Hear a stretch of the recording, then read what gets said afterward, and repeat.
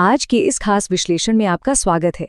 आज हम जिस कहानी पर बात करने वाले हैं ना, वो कोई आम कहानी नहीं है। ये इंसानी जज्बे, अदम्य साहस और ऐसी भयानक परिस्थितियों से लड़कर वापस लौटने की रोंगटे खड़े कर देने वाली गाथा है जो किसी को भी पूरी तरह तोड़ सकती थी। आज हम बात करेंगे अरुणिमा सिन्हा की, एक ऐसी यात्रा जो सच में हैरान कर देती है। जरा सोचिए, आखिर वो क्या चीज़ है जो इंसानों को एडवेंचर स्पोर्ट्स में अपना सब कुछ दांव पर लगाने के लिए मजबूर कर देती है? वो कौन सी साइकोलॉजी है, कौन सा जुनून है जो लोगों को ऐसी खतरनाक चुनौतियों की तरफ खींच ले जाता है जहां जिंदगी और मौत के बीच का फासला बस ना के बराबर होता है? देखिए, जब हम एडवेंचर की बात करते हैं तो दिमाग में हैंग ग्लाइडिंग या रिवर राफ्टिंग जैसी चीज़ें आती हैं, राइट? थोड़ा थ्रिल, थोड़ा मज़ा और अपनी फिटनेस को टेस्ट करना। लोग एड्रेनलिन रश के लिए ये सब करते हैं। लेकिन आज हम जिस सफ़र पर निकलने वाले हैं वो इस आम एडवेंचर की डेफिनेशन से बहुत बहुत आगे की बात है। ये एक ऐसी कहानी है जो इस बात को ही बदल देती है कि एक इंसान आखिर क्या कुछ कर सकता है। तो चलिए, सबसे पहले बात करते हैं उस घटना की जिसने सब कुछ बदल दिया, वो मनहूस रात। तारीख थी 11 अप्रैल 2011। अरुणिमा सिन्हा, जो उस वक्त सिर्फ 24 साल की एक नेशनल लेवल वॉलीबॉल प्लेयर थीं, उनका करियर एकदम पीक पर था और तभी एक भयानक ट्रेन एक्सीडेंट ने सब कुछ पलट कर रख दिया। सोचिए, एक एथलीट अपनी पूरी फॉर्म में हो और अचानक एक झटके में उसकी दुनिया रुक जाए। कुछ लुटेरों ने उन्हें चलती ट्रेन से बाहर फेंक दिया था। वो पूरी रात रेलवे ट्रैक पर पड़ी रहीं, दर्द से तड़पती रहीं और उनके पैरों के ऊपर से ना जाने कितनी ही ट्रेनें गुजर गईं।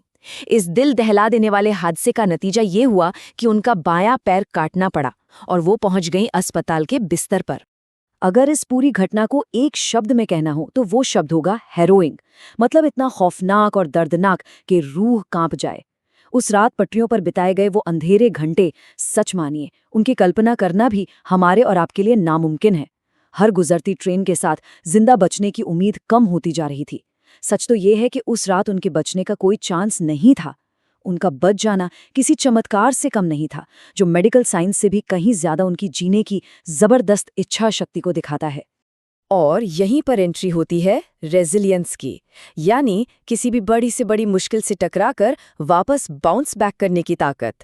अब देखिए, एक पैर कटने के बाद जहां पूरी दुनिया आपको बस बेचारा समझकर सहानुभूति देने लगती है, वहीं अरुणिमा ने अस्पताल के उस बिस्तर से एक ऐसी कसम खा ली जिसने सबको हिला कर रख दिया।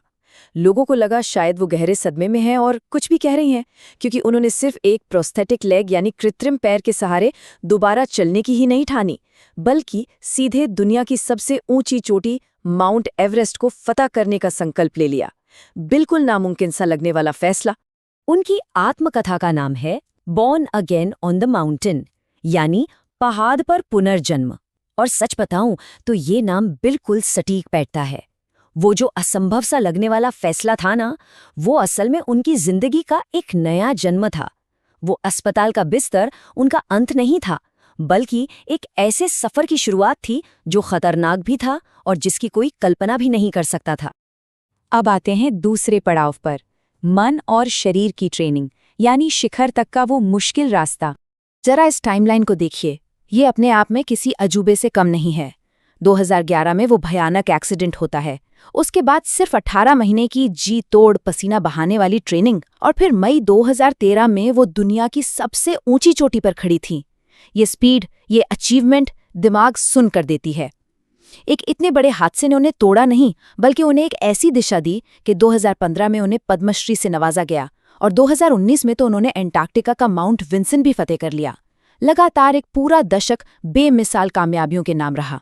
लेकिन जाहिर सी बात है, कोई सीधा तो एवरेस्ट पर चढ़ नहीं सकता।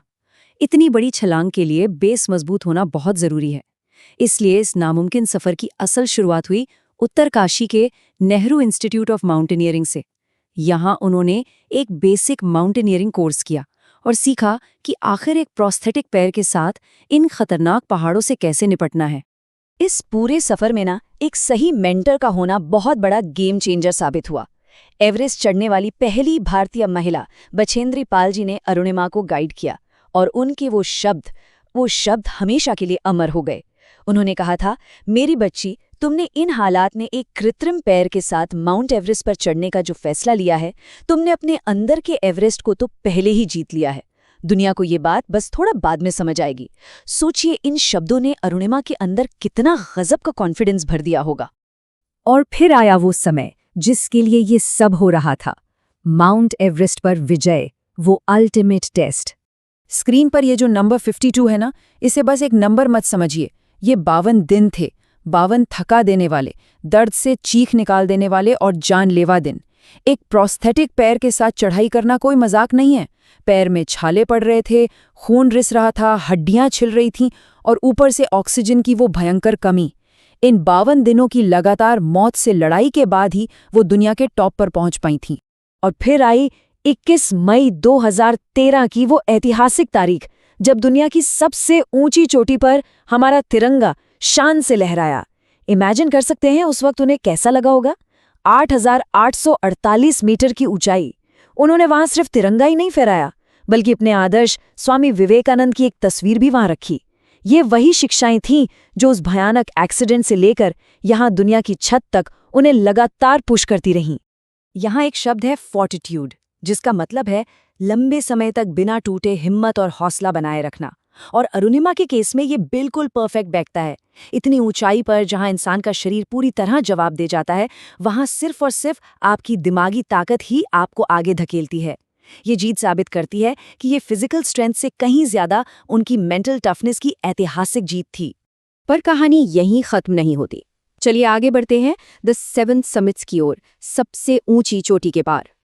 जैसे मैंने कहा, सफर एवरेस्ट पर रुका नहीं। एशिया का एवरेस्ट, यूरोप का एल्ब्रस, नॉर्थ अमेरिका का डेनाली, साउथ अमेरिका का एकोंकागुआ, अफ्रीका का किलिमंजारो, ऑस्ट्रेलिया का कोसियास्को और एंटार्क्टिका का विंसन। ये पूरी लिस्ट ही अपने आप में चीख चीख कर उनके जुनून की गवाही दे रही है।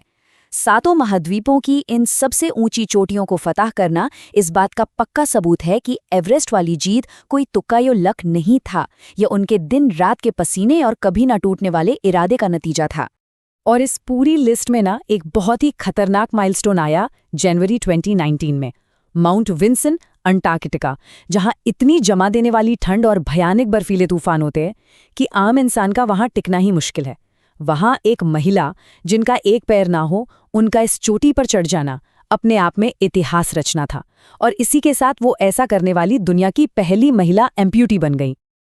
एडवर्सिटी यानी एक बहुत ही मुश्किल और विपरीत परिस्थिति। हम सब कभी ना कभी इन एडवर्सिटीज का सामना करते हैं। ये वो बेड़ियां होती हैं जो हमें पीछे खींचती हैं।